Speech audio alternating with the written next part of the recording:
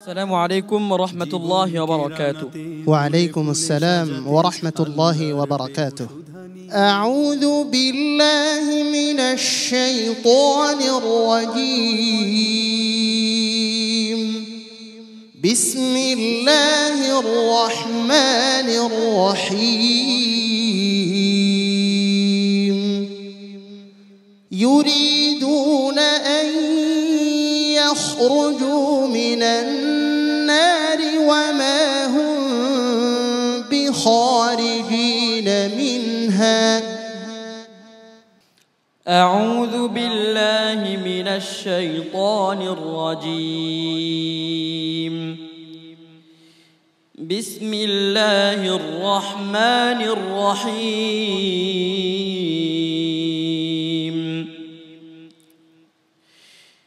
يريدون أن يخرجوا من النار وما هم بخارجين منها ولهم عذاب مقيم.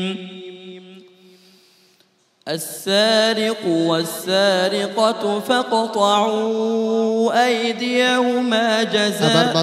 يريدون أن يخرجوا من النار. يريدون أن يخرجوا من النار وما هم بخارجين منها ولهم عذاب مقيم.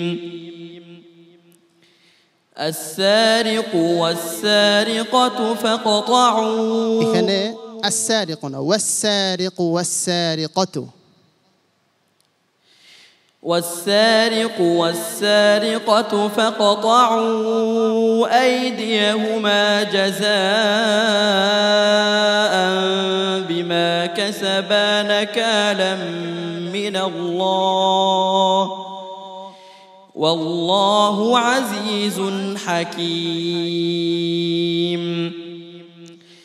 فمن تاب من بعد ظلمه وأصلح فإن الله يتوب عليه إن الله غفور رحيم.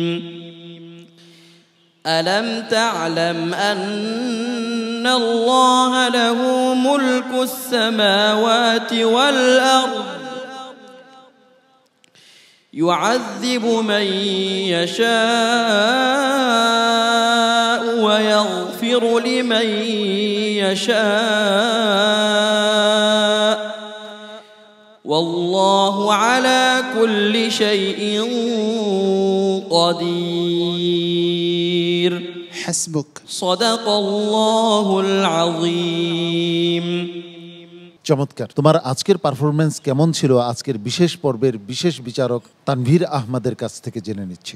তোমার কণ্ঠটি অনেক সুন্দর, অনেক মায়াবী কণ্ঠ। চেষ্টা করো তোমার হেফজকে আরো মজবুত করার জন্য। হাফেজ মাওলানা মুফতি আশরাফুল ইসলাম তার কি মতামত জেনে আসি।